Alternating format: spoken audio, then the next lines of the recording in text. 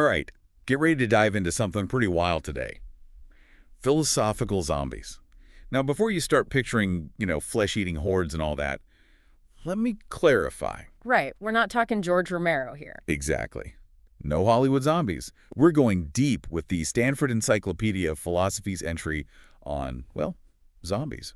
And let me tell you, it gets pretty weird, pretty fast. Oh, absolutely. We're basically talking about beings that look and act just like us, could probably pass a Turing test, But there's one big difference. One huge difference. They've got zero inner experience, no consciousness, zip, nada. Yeah, it's like they're just going through the motions. But there's no one home inside, so to speak. To put it in, well, philosophical terms, there is nothing it is like to be a zombie. Okay, so now you're probably thinking, wait, why are we even talking about this? This seems pretty out there, right? Right. Like, why bother with this whole zombie thing? Well, it might seem outlandish, but this zombie idea really gets to the core of a big philosophical debate. One of the biggest. The relationship between the mind and the body. And more specifically, it throws a wrench into a view called physicalism. Physicalism. Okay, so for our listeners who, haven't spent their Friday nights debating this stuff, Right. Can you give us the physicalism for dummies explanation? Sure. Physicalism, basically, it's the idea that everything in the universe, and that includes consciousness, can be explained in terms of, well, physical stuff. So like atoms, molecules, all that jazz. Exactly. Your thoughts, feelings, your sense of self, all of it. It's just neurons firing in your brain, no extra ingredient needed. Okay, so if that's true, if physicalism is the whole story, then if we could build an exact physical copy of you, we'd also be creating a copy of your mind. Right, and all your experiences too. Because at the end of the day, you're just, physical stuff arranged in a particular way. That's the idea. But that's where this whole zombie problem comes in.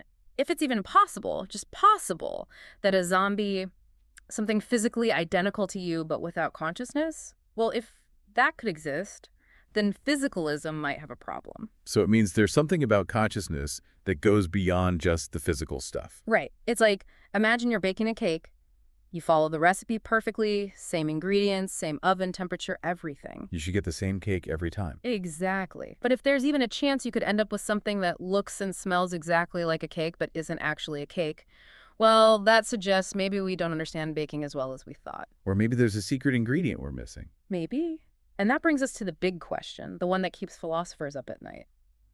Can we really conceive of a zombie world? A world physically identical to ours, but with no consciousness, no experience. So we're not talking about, people just zoning out during election. Yeah. No, not at all. We're talking about beings with all the physical machinery that we think gives rise to consciousness, but it just doesn't. It's like a computer program running perfectly, but nothing's showing up on the screen. Exactly. Okay, so the big question is, are zombies, in this very specific philosophical sense, actually conceivable? That's the million-dollar question.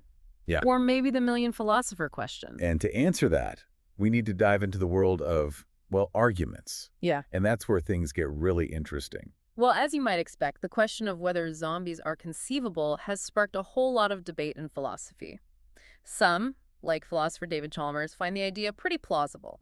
After all, we don't seem to bump into any logical contradictions when we try to picture, a zombie in our minds. It's like trying to explain the color red to someone who's been blind their whole life. There's no logical reason they couldn't see red, but how do you even begin to bridge that gap? Is consciousness maybe kind of like that? Something we can't really grasp or explain through logic alone? That's the kind of thinking that Chalmers is exploring with his philosophical zombie argument. He actually uses a bunch of thought experiments to try and make the case that zombies are conceivable. One of his most famous is the what he calls the homunculus argument. So imagine, if you will, your brain, but instead of neurons, it's this vast network of tiny people. Okay, I'm listening. Each of these little guys, right, they're each doing the job of a single neuron in your brain. And they're all communicating with each other using tiny little cell phones. Okay, hold on. I'm now picturing like a microscopic society inside my head with tiny construction workers building my thoughts and tiny chefs cooking up my emotions. I'm not sure if I should be like fascinated or terrified here. But wait, I guess the point isn't whether this homunculus head would actually be conscious, is it? No, you got it. The real question is it conceivable that it wouldn't be conscious? Could this whole complex system of tiny people, doing all the things your brain does, processing information, controlling your body, even having this very conversation, could they do all that with zero conscious experience? And if so, what is it about regular neurons that supposedly guarantees consciousness? So if we can imagine a brain made of tiny people that isn't conscious, then why not a regular brain that's also not conscious? That definitely seems like a strange possibility, but not necessarily a logically impossible one. Right. And that's really the heart of the argument for zombie conceivability. If we can imagine it clearly without hitting any logical roadblocks, then it's got to be possible on some level. But of course, like with everything in philosophy, there's a whole other side to this story. Okay, hit me. Bring on the counter arguments. I'm ready for round 2 of this philosophical showdown. All right. Well, some philosophers, folks like Daniel Dennett, they're not buying it. They argue that maybe we just haven't really grasped how truly complex consciousness is. Maybe our imaginations are just too limited. Have we really thought through all the subtle nuances of thought and behavior that come with being conscious? So it's like trying to picture a world without gravity. Yeah. Yeah, we can imagine things floating around and stuff, but have we really sat down and thought about what that would mean for like the entire universe? Maybe some things are just too big for our little brains to fully wrap themselves around. That's one way to think about it. Another counterargument comes from the idea of functionalism. This is the view that what makes a mental state what it is its function, how it causes and is caused by other mental states, and how it leads to behavior. So like, are you saying that like being in love isn't really about some mystical feeling, but it's more about a set of things you do? Like Right. like writing bad poetry and making grand romantic gestures. Well, okay, it's a bit more nuanced than that. But yeah, you've got the basic idea. Functionalists would argue that if you create a being that's physically identical to you down to the very last atom, it's going to have the same functional organization. And that means it's going to have the same mental states, consciousness included. So a zombie, as we've defined it, just couldn't exist. Because if it walks like a conscious being and talks like a conscious being and basically interacts with the world like a conscious being, well, then it must be experiencing consciousness, even if it can't really, tell us what that feels like. Precisely. And then there's also the what some call the epistemic approach. This basically says, look, we just don't know enough about the physical world yet to rule out the possibility that we'll find a scientific explanation for consciousness. Maybe there are some physical facts about the brain that give rise to conscious experience, but we just haven't discovered them yet. Right. It's like how a few hundred years ago people probably thought it was inconceivable for humans to fly. They didn't have the knowledge of aerodynamics and engineering to even imagine how it would be possible.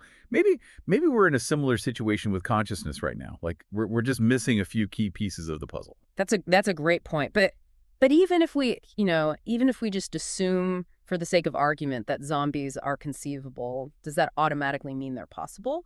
That's the next big hurdle for this whole conceivability argument. Okay, so we've tackled the conceivable part of this whole zombie thing. Now it's time to grapple with the possible side of the equation. What are the arguments for and against, conceivability actually implying possibility? Well, some philosophers, they draw a distinction between what we can, know or imagine, what they call epistemic notions, and what could actually exist, which are metaphysical notions. They would argue that even if we can conceive of something, like a zombie, that doesn't necessarily mean that it could actually exist in reality. So it's kind of like me imagining winning the lottery. I can picture it happening, vividly and everything, but that doesn't actually change the fact that the odds are, totally stacked against me.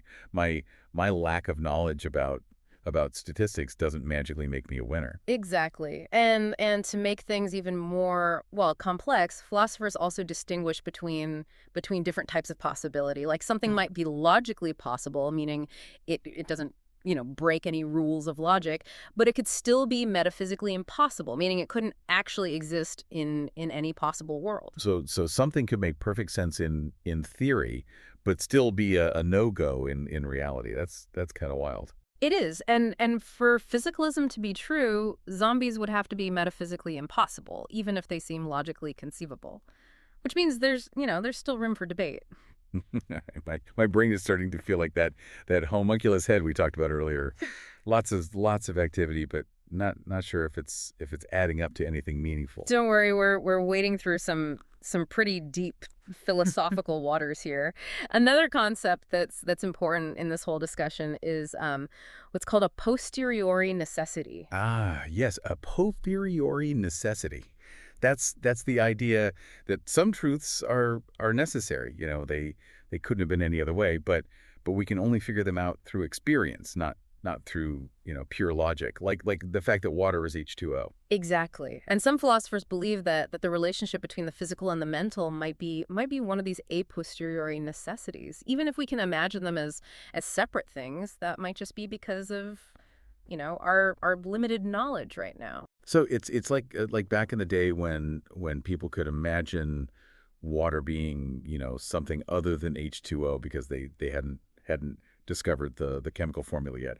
Maybe we're doing something similar with consciousness. We're imagining it as separate from the physical because we haven't uncovered the true connection yet. That's the idea. And it leads to the suggestion that maybe the way we think about conscious experience, using what philosophers call phenomenal concepts, maybe that's actually leading us astray. So our phenomenal concepts, the way we grasp the feeling of experiences, they might be tricking us into thinking there's a gap between the mind and the body when at a fundamental level there isn't. It's like our concepts are casting shadows that we mistake for real entities. That's a great way to put it. And if that's the case, then zombies might be conceivable in our minds, but not actually possible in reality. Which would leave the door open for physicalism to be true. All right, so we've explored these arguments for and against the possibility of zombies, even if we can't definitively say whether or not they actually exist. What are some of the broader implications of this whole zombie idea?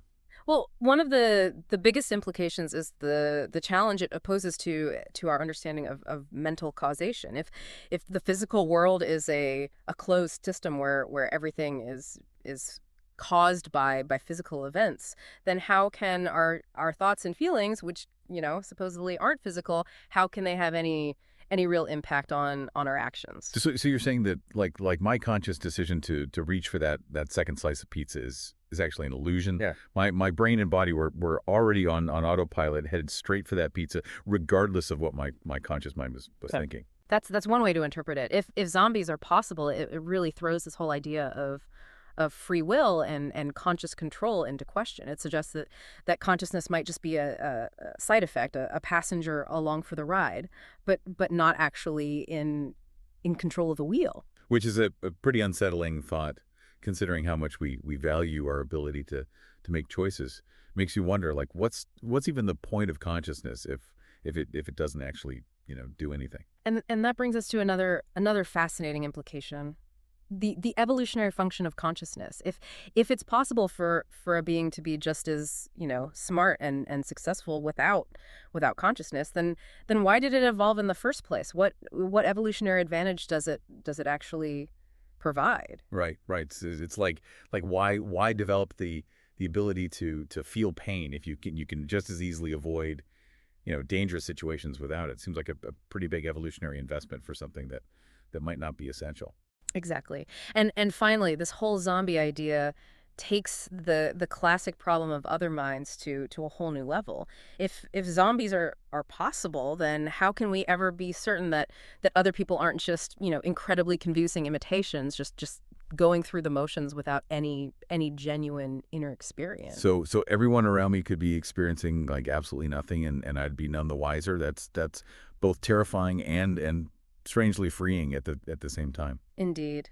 The zombie problem really throws a wrench into our social interactions and our understanding of what it means to be human. Oh, this has been one heck of a deep dive. We've explored philosophical zombies, those eerie beings that look and act like us, but lack that spark of consciousness. We've seen how the possibility of zombies challenges this whole idea of physicalism, and it raises these really profound questions about the nature of consciousness, the relationship between the mind and the body, and the very meaning of our inner lives. We've unpacked the conceivability argument. It wrestled with this really thorny issue of conceivability versus possibility, and considered how our phenomenal concepts might be, shaping our understanding of this whole debate. And we've touched on some of the just mind-blowing implications of this zombie idea, from questioning the role of consciousness in our actions to rethinking the very foundations of our social interactions. So where does this leave us? Can we definitively say whether or not zombies are possible? Well, as with many big philosophical questions, the answer is not so simple. There are compelling arguments on both sides, and the debate it continues. But even if we can't, settle this question of zombie possibility once and for all, the very act of contemplating it has forced us to confront some fundamental assumptions about ourselves and the world around us. It's pushed us to the limits of our understanding and opened up, new avenues of exploration. Exactly. It's not always about finding the right answer, right? It's about asking the right questions, challenging our preconceived notions and expanding the boundaries of what we think is possible. And who knows, maybe the very fact that we can imagine zombies so vividly, maybe that reveals something profound about how our minds work, Yeah. about this intricate dance between our inner world and the external reality that we inhabit. So keep pondering those philosophical zombies, folks, and maybe next time you're talking to someone, just take a moment to consider: are they experiencing the world just like you are, or is there something else going on behind those eyes? Something we might never fully comprehend. Until next time, keep exploring, keep questioning, and keep diving deep into the mysteries of the mind. And hey, if you ever happen to bump into a philosophical zombie, let us know. But maybe keep a safe distance, just in case.